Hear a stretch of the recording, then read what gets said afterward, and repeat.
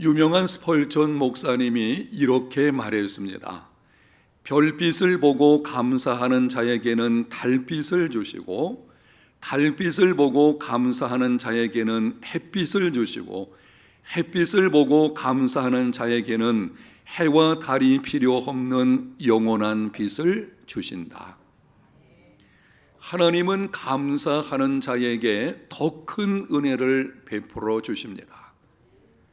작은 것을 가지고 감사하는 자에게는 큰 것을 주시고, 육신을 가지고 감사하는 자에게는 영혼의 복을 주시며, 보이는 것을 가지고 감사하는 자에게는 보이지 않는 것들도 채워주십니다.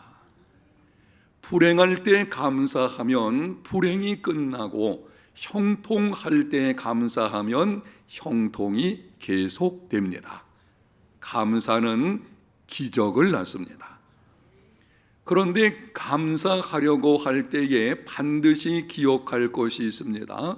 하나님이 기뻐하시는 감사가 되어야 합니다. 옛날 어느 마을에 효자로 소문이 난 사람이 있었습니다. 도대체 부모에게 어떻게 하길래 이렇듯 효자로 소문이 났을까? 한 사람이 궁금해가지고 그 집을 방문을 했습니다. 가서 보니 나이 많은 어머니가 효자로 소문난 아들의 얼굴을 씻겨주고 있는 것입니다. 속으로 생각을 하기를, 아니 자기 얼굴도 스스로 씻지 못하면서 나이 드신 어머니에게 씻겨달라고, 이 사람이 진짜 효자가 맞나 불효자가 아닌가 물었습니다. 왜 그렇게 하시는 것입니까? 그러자 효자로 소문난 아들이 말을 합니다. 이렇게 하는 것을 어머니께서 기뻐하시기 때문입니다. 사람들은 이렇게 하는 것이 효도고 저렇게 하는 것이 효도다, 이렇게 자기 나름대로 말들을 하지만, 진정한 효도는 부모님이 기뻐하는 것을 하는 것입니다. 진정한 효도는 나의 개념에서 출발하는 것이 아니고 받는 사람의 세계관 속에서 행해져야 하는 것입니다. 하나님께 대한 감사도 마찬가지입니다. 하나님께서 기뻐하시는 감사이어야 합니다. 아무리 좋은 것을 많이 준비해서 정성껏 하나님께 드린다고 하여도 하나님이 기뻐하지 않으시는 것이라면 그것은 진정한 감사가 될 수 없습니다. 구약성경 창세기 4장에 보게 되면 가인과 아벨이 감사 제물을 하나님께 드렸습니다. 하나님께서 아벨의 것은 받으셨지만 가인의 것은 거절하셨습니다. 이유가 무엇입니까? 믿음이 없이는 하나님을 기쁘시게 할 수 없습니다. 하나님이 기뻐하시는 제물, 하나님이 기뻐하시는 종교 행위들 모두 믿음으로 할 때에 기쁨으로 하나님께서 받으시게 됩니다. 아벨은 믿음으로 제사를 드린 것이고, 가인은 믿음으로 드린 것이 아니고 자기 공로를 따라서 드린 것입니다. 하나님께서 기뻐하시는 제물이기 때문에 아벨 것은 받으신 것이고, 가인도 틀림없이 정성껏 제물을 드렸을 것입니다. 그러나 하나님이 기뻐하시는 것이 아니거든요. 우리의 종교 생활 전부가 그렇습니다. 여러분, 우리의 모든 생활의 기준은 하나님께 있습니다. 하나님 그분이 기뻐하시는 것을 할 때에 그것이 진정한 믿음인 것이고, 거기에 감사가 있는 것이고, 거기에 하나님의 일하심이 있게 되는 것입니다. 하나님이 기뻐하시는 감사가 되어야 합니다. 그럼 하나님이 기뻐하시는 감사는 무엇입니까? 어떻게 하는 것이 하나님을 기뻐하시는 감사입니까? 오늘 맥주 감사 주일을 맞아서 본문을 중심으로 맥주 감사절의 의미가 무엇인지를 몇 가지 말씀드리는 중에, 하나님이 기뻐하시는 참된 감사가 무엇인지를 말씀을 드리겠습니다. 먼저 본문 9절에서 10절 상반절을 보겠습니다. 7주를 셀지니 곡식의 낫을 떼는 첫날부터 7주를 세어 내 하나님 여호와 앞에 77절을 지키되. 맥주 감사절은 곡식의 낫을 떼는 첫날부터 7주를 세워서 지키는 절기입니다. 곡식의 낫을 떼서 수확한 첫 번째 단을 하나님께 가지고 가서 드리는 것을 초실절, 첫 열매를 드리는 절기라고 하는 것입니다. 바로 그 초실절부터 세어가지고 7주를 세워서 지키는 절기가 맥추절, 오늘 본문의 77절, 77이라고 하는 것은 한 주가 7일로 되어 있죠. 7일이 7번, 그래서 77절인 것입니다. 그리고 77은 49일이 지난 다음 날 지키는 절기이기 때문에 오순절이라고도 부르는 것입니다. 성경에서 첫 열매는 중요한 의미가 있습니다. 나머지 모든 것을 대표한다는 뜻과 함께 특별히 예수 그리스도와 관련해서 아주 중요한 의미를 가지고 있습니다. 고린도전서 15장 20절, 그러나 이제 그리스도께서 죽은 자 가운데서 다시 살아나사 잠자는 자들의 첫 열매가 되셨도다. 예수님은 죽은 자들 가운데서 다시 살아나심으로 잠자는 자들, 곧 죽은 자들의 첫 열매가 되셨습니다. 이스라엘 백성들이 첫 열매를 하나님께 드렸던 초실절은 예수 그리스도의 부활을 예표하는 것입니다.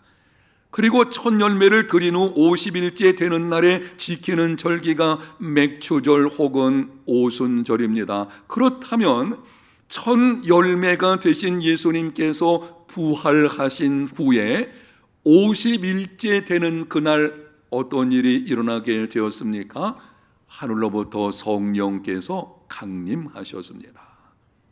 맥추절 혹은 77절 오순절은 장차 성령께서 강림하실 것을 예표하는 절기입니다. 이스라엘의 모든 절기는 예수 그리스도와 관련이 되어져 있는 것을 보게 되는데요, 여러분의 이해를 돕기 위해서 몇 가지 말씀을 드려보겠습니다.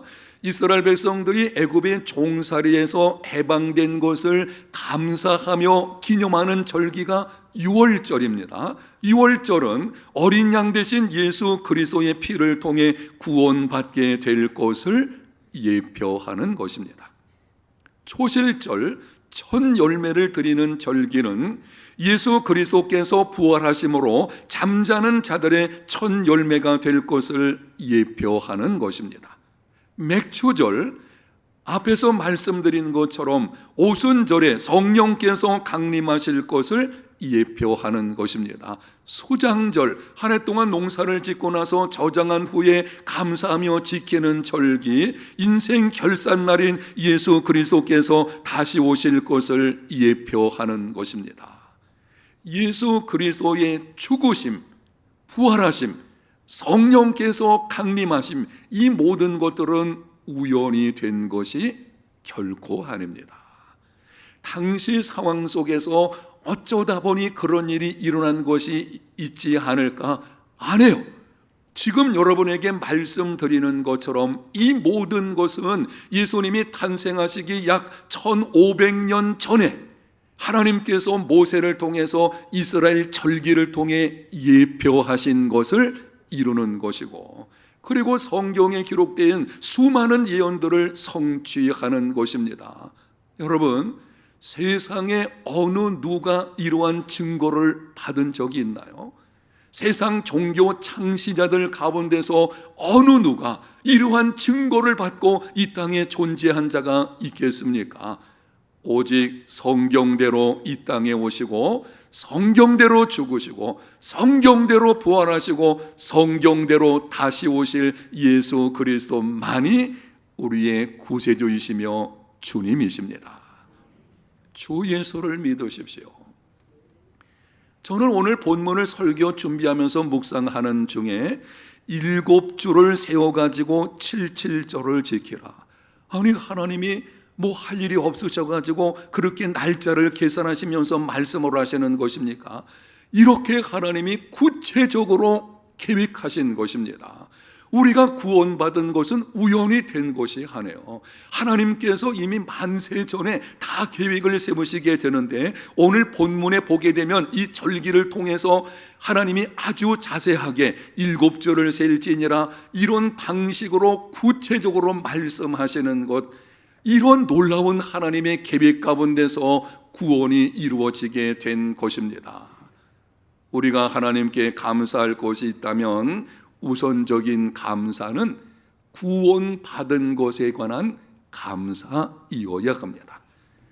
내가 얼마나 많은 것을 받느냐 하는 것도 중요할 것이고 그것으로 감사할 수 있겠지만, 정말 예수 믿는 사람들이 제일 먼저 반드시 해야 할 것은 나 같은 죄인을 이렇듯 놀라운 계획 속에서 구원하신 그 은혜에 감사하는 삶이 되어야 합니다. 구원에 관한 감사를 잊지 마십시오. 그런데 특별히 맥주절의 의미는 오순절에 성령께서 강림하실 것을 예표하는 것입니다. 그러므로 맥주 감사절을 맞아서 우리가 먼저 하나님께 감사할 것이 있다면 예수 믿는 우리에게 성령을 보내주신 것을 감사해야 합니다. 그리고 감사는 반드시 감사의 정신과 삶으로 나타나야 되는데요, 우리에게 성령을 주신 것을 감사한다는 것은 이런 의미를 가지고 있는 것입니다. 이제부터는 보내주신 성령의 인도하심을 따라서 살겠습니다. 바로 이것이 하나님이 기뻐하시는 진정한 감사입니다. 우리가 구원받은 것도 성령으로 말미암아 된 것이고, 이만하게 믿음 생활하고 있는 것 성령의 도우심으로 되는 것이고, 끝까지 믿음을 지키고 장차 천국에 들어가게 되는 것도 성령으로 말미암아 이루어지게 될 줄로 믿습니다. 신앙생활의 처음과 과정과 끝 모두가 성령으로 되는 것입니다. 나의 의지와 힘으로 되는 것이 아닙니다. 성령께서 우리 가운데 일하심으로, 그래서 믿음 생활이 이루어지는 것이거든요. 그래서 우리가 하나님께 감사한다면 하나님 아버지 성령을 보내주신 것 감사합니다. 그리고 이제부터는 보내주신 성령의 인도하심을 따라 살겠습니다. 이것이 하나님이 기뻐하시는 진정한 감사입니다. 명심하십시오. 하나님이 기뻐하시는 감사는 입술의 고백을 넘어 삶으로 살아내는 것입니다. 하나님 감사합니다 라고 하는 이 고백 속에는 감사의 정신과 감사의 삶이 포함되어져 있는 것입니다. 만약 우리의 고백이, 이 감사의 고백이 입술로만 끝나게 된다면 하나님께서 기뻐하시는 감사가 될 수 없다고 하는 것입니다. 정말 하나님께 구원에 관한 진정한 감사의 마음이 있다면 바로 그 마음은 우리 삶으로 나타나게 되어지는 것입니다. 다시 한번 말씀을 드리겠습니다. 성령을 우리에게 보내주신 것으로 감사하십시오. 그리고 이제부터는 범사의 성령의 인도하심을 따라 살아가는 삶이 되시기를 축복합니다. 이것이 하나님이 기뻐하시는 감사입니다. 다음 맥주 감사절의 의미가 무엇인지 10절 하반절에 말씀을 합니다. 네 하나님 여호와께서 내게 복을 주신 대로 내 힘을 헤아려 자원하는 예물을 드리고, 맥주 감사절은 하나님께서 복을 주신 대로 힘을 헤아려서 자원하는 예물을 드리는 절기입니다. 복을 주신 만큼 자원해서 예물을 준비하여 드리는 절기, 이것이 감사절이거든요. 우리가 섬기는 하나님은 말씀으로 천지 만물을 창조하신 분이십니다. 하늘에 있는 것이나 땅에 있는 것이나 그 모든 것들이 하나님께서 만드신 하나님의 것입니다. 그래서 하나님은 돈이 필요하신 분이 아니십니다. 우리가 많은 것을 드린다고 할 때에 우리가 드린 것이 하나님께 무슨 소용이 되기 때문에 하나님 받으시는 것이 아니거든요. 그런데 오늘 말씀에 보게 되면 너희들이 감사하려고 할 때에 자원하는 예물을 가지고 오라. 왜 이렇게 말씀을 하시는 것입니까? 자원하는 예물에는 두 가지 중요한 신앙 고백이 담겨져 있기 때문입니다. 우리가 하나님께 복을 주신 대로 자원해서 예물을 드리는 것, 이 감사 헌금을 드리는 것에는 반드시 이 두 가지 신앙 고백이 담겨 있어야 참된 감사가 되는 것입니다. 하나는 하나님이 주셔서 받게 된 것입니다 라고 하는 고백이고, 다른 한 가지는 내가 가진 모든 것에 대한 하나님의 소유권을 인정하겠습니다 라고 하는 것입니다. 두 가지 기억하십시오. 여러분이 하나님께 헌금을 드릴 때에 복의 조건으로 드리지 마십시오.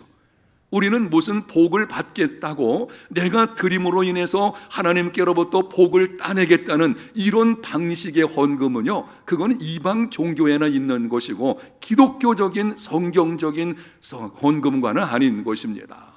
성경에서 말씀하는 헌금에 관한 것은 이미 받은 복에 대한 감사로 드리는 것인데, 두 가지가 반드시 거기에 담겨 있어야 합니다. 다시 한번 말씀을 드리겠습니다. 첫 번째는 하나님이 주셔서 받은 것입니다. 아멘. 두 번째는 내가 가지고 있는 모든 것에 대한 하나님의 소유권을 인정하는 삶을 살겠습니다. 그때에 하나님이 기뻐하시는 감사 제물이 되는 것입니다. 하나님의 소유권을 인정하는 삶이란 무엇입니까? 삶의 중요한 결정을 하나님께서 내리시도록 하는 것입니다.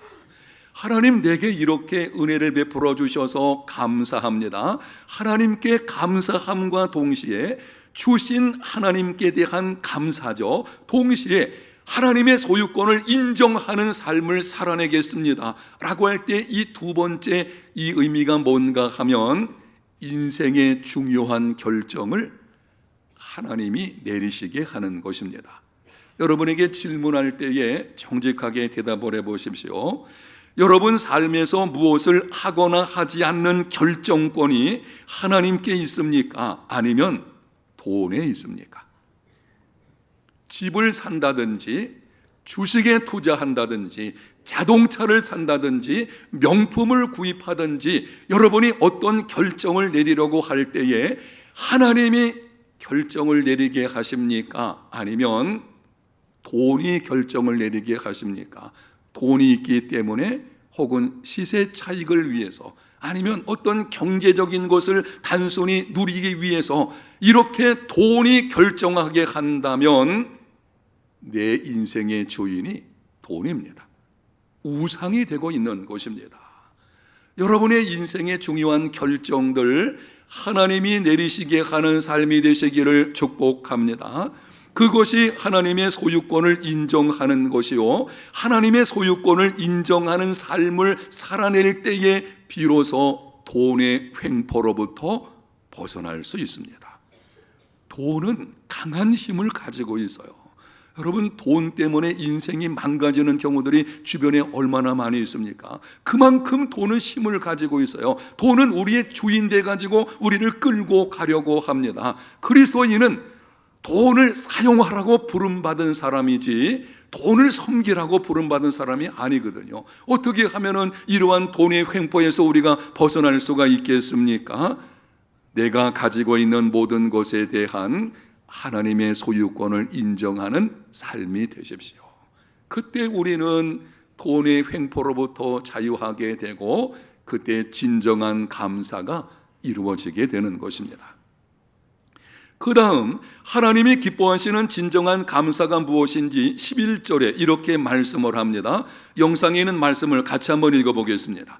너와 네 자녀와 노비와 네 성중에 있는 레위인과 및 너희 중에 있는 객과 고아와 과부가 함께 네 하나님 여호와께서 자기의 이름을 두시려고 택하신 곳에서 네 하나님 여호와 앞에서 즐거워할지니라. 마지막 말씀을 주목해 보십시오. 즐거워할지니라. 감사절은 기쁨의 절기입니다. 맥주 감사절은 지난 반년 동안 하나님께서 내게 복을 주신 것으로 즐거워하며 지키는 절기입니다. 하나님이 내게 복을 주셨다면 그것으로 기뻐하는 삶이 되어야 하는 것입니다. 그런데 오늘 본문에 보게 되면은 어떻게 즐거워해야 하는지 방법을 가르쳐 주고 있습니다. 상반절을 제가 다시 한번 읽겠습니다. 너와 네 자녀와 노비와 네 성중에 있는 레위인과 및 너희 중에 있는 객과 고아와 과부가 함께 즐거워할지니라. 가난하고 소외된 사람들, 다른 사람의 도움을 받지 않고는 살 수 없는 사람들, 이런 사람들과 나누며 함께 즐거워하는 절기가 감사절입니다. 그러므로 하나님이 기뻐하시는 감사는 복을 주신 하나님께 입술로 감사할 뿐만이 아니라 그 이상으로 받은 것을 도움이 필요한 사람들에게 나누며 함께 즐거워하는 것입니다. 성경을 보면 복에 대하여 네 가지 원리를 말씀을 하는데요, 정말 우리가 복 있는 인생, 하나님의 기쁨 되는 인생이라고 하면 이 네 가지 원리, 네 단계라고 할 수도 있을 것입니다. 이 네 가지 단계가 우리 가운데서 이루어져야 하는 것입니다. 첫 번째 원리, 복을 받으라. 하나님은 당신의 백성들이 복 받기를 원하십니다. 하나님은 예수 믿는 저와 여러분 하나님의 자녀들이죠. 우리가 하나님께서 약속하신 복들이 있는데 그것을 받아 살아가기를 원하시는 것입니다. 기도를 통해서 약속하신 복을 주신다는 것을 기억하고 깨어서 기도하는 삶이 되시기를 축복합니다. 복을 받아야 돼요. 이게 첫 번째예요. 두 번째는 받은 복을 누리라. 하나님께서 복을 주실 때에는 그것을 누리는 삶이 되기를 원하시는 것입니다. 많은 것을 받았음에도 그저 한쪽 구석에 쌓아놓고는 쌓아놓는 것으로만 즐거워하는 사람들이 있어요. 그래서 옹색하게 사는 사람들을 보게 됩니다. 이게 안타까운 일이죠. 하나님이 우리에게 재물의 복을 주셨다면 그것을 누리는 삶이 되어야 하는 것입니다. 많이 주셨든지 적게 주셨든지 그 복을, 분복을 따라서 누리며 살아가는 것이 바른 믿음의 생활이 되는 것입니다. 여러분이 가지고 있는 것 그냥 쌓는 것만으로 즐거워하지 마십시오. 쌓아놓는다고 해서 내 것이 아니거든요. 내가 쓴 것만 내 것이니까 여러분이 가지고 있는 거 남은 인생에서 다 누리며 살아가시기를 축복합니다. 좀 맛있는 것도 좀 사 드시고요. 재미있게 사십시오. 즐겁게 사십시오. 하나님이 주신 분복을 누리며 살아가는 게 바른 믿음이에요. 하나님이 주셨는데도 그냥 옹색하고 구차한 모습으로 살아가는 것, 그것이 마치 신앙인의 절대적인 모델이나 되는 것처럼 이렇게 착각하는 사람이 있는 것을 보게 되는데요, 생각을 해보십시오. 여러분이 자녀에게 재물을 많이 준다면 어떻게 살기 원하십니까? 아니 그것을 가지고 옹색하게 살아간다? 그 말이 안 되는 것이죠. 누리며 사시기를 축복합니다. 세 번째 원리, 세 번째 단계입니다. 복을 주신 하나님을 잊지 말아야 합니다. 하나님께로부터 받아서 누리는 삶이 되어야 하는데 너무 재미있게 살다 보니까 정작 중요한 복을 주신 하나님을 잊어버리는 경우가 있어요. 그냥 먹고 마시고 즐거워하고 이러다 보니까는 그렇게 해주신 하나님, 그분을 잊어버리는 경우입니다. 이러면은 오히려 받은 것이 화가 되어지는 불행한 인생이 되어 버리는 것입니다. 여러분이 하나님께로부터 받아서 누리려고 할 때에 그 누리는 중에 하나님을 결코 잊지 않는 삶이 되시기를 축복합니다. 네 번째 단계, 받은 복을 하나님께 돌려드리라. 복을 받고 누리면서 하나님을 기억한다면 그 다음 단계로 우리가 반드시 이르러야 하는 것이 있는데요, 받은 복을 하나님께 어떻게 하라? 돌려드려야 합니다. 돌려드린다고 하는 말씀은 복의 통로로 사용받는 삶이 되라는 것입니다. 하나님이 내게 재물의 복을 주신 것은 나만을 위해서 살라고 주신 것이 아니거든요. 내게 건강 주시고 재능을 주시고 이런저런 여러 가지 많은 복으로 내 인생에 채워주시는 것은 나만을 위해서 살라고 하신 것이 아니고, 그것을 도움이 필요한 사람들, 가난한 사람들, 소외된 사람들, 고통 가운데 있는 사람들, 이런 사람들과 나누며 함께 즐거워하라고 주신 것입니다. 그래서 하나님께 돌려드리는 믿음의 단계까지 이르러야 합니다. 마태복음 25장에 보면은 양과 염소의 비유가 나옵니다. 주님께서 오른편에 있는 사람들에게 말씀을 하셨습니다. 내가 줄일 때 너희가 먹을 것을 주었고, 목마를 때 마시게 하였고, 나그네 되었을 때 영접하였고, 벗었을 때 옷을 입혔고, 병들었을 때 돌아보았고, 옥에 갇혔을 때 와서 보았느니라. 그들이 말을 합니다. 주님, 우리가 언제 주님께 그렇게 한 일이 있습니까? 그때 주님께서 말씀을 하셨습니다. 내가 진실로 너희에게 이르노니 여기 내 형제들 중에 지극히 작은 자 하나에게 한 것이 곧 내게 한 것이니라. 지극히 작은 자들, 소외된 사람들에게 때로는 실어버린 바 된 사람들, 이런 도움이 필요한 자들과 함께 나누며 즐거워하는 것은 곧 그것이 주님께 하는 것이요, 이것이 하나님께 돌려드리는 믿음의 삶이 되는 것입니다. 금년도에는 맥주 감사 주일을 맞으면서 우리 교회에서 키다리 아저씨라고 하는 행사를 진행을 했습니다. 보육원에 있는 아이들과 1:1 관계를 맺어서 그들이 원하는 것이 무엇인지를 선물로 전달해 주는 것입니다. 그래서 섬김사역국에서 그 아이들에게 너희들이 원하는, 받고 싶은 선물이 무엇이냐, 10만 원 상당 해가지고 원하는 거 말해봐라. 그게 다 우리가 그걸 알아봐가지고 여러분에게 이렇게 연결시켜서 선물 준비해서 지난 금요일에 전달해 주었습니다. 금요일에 구청장님과 그리고 복지에 해당되는 직원들, 그리고 보육원 사역을 하시는 분들, 우리 교회 장로님들과 섬김 사역부에 속한 분들이 함께 모여서 이 행사를 가졌는데요, 아주 은혜로운 시간이었습니다. 여러분, 이렇게 적극적으로 여러분이 참여하셔서 사랑을 나누는 시간이 되었는데요, 왜 우리가 이렇게 해야 하는 것입니까? 이게 하나님이 기뻐하시는 진정한 감사거든요. 하나님이 진정으로 기뻐하시는 감사는 입술의 고백을 뿐만이 아니라 그것을 넘어서 삶으로 나타나야 돼요. 받은 것을 나눌 때에 바로 거기에 하나님이 받으실 만한 감사가 이루어지게 되는 것입니다. 그런데 이렇게 하나님이 기뻐하시는 감사를 하려고 할 때 반드시 기억할 것이 있습니다. 오늘 본문에 보게 되면 이렇게 너희들이 감사할지니라, 그리고 맨 마지막 12절에 말씀을 하셨어요. 너는 애굽에서 종 되었던 것을 기억하고 이 규례를 지켜 행할지니라. 너희들이 감사절을 지킬 때에 구원받고 이만하게 복을 받아서 누리고, 그리고 그 가운데서 다른 사람과 나누는 참된 복 있는 삶을 살려고 할 때에 너희들이 이전에 애굽의 종 되었던 것을 반드시 기억하라. 종은 권리가 없는 사람을 가리키는 것입니다. 아무런 권리가 없어요.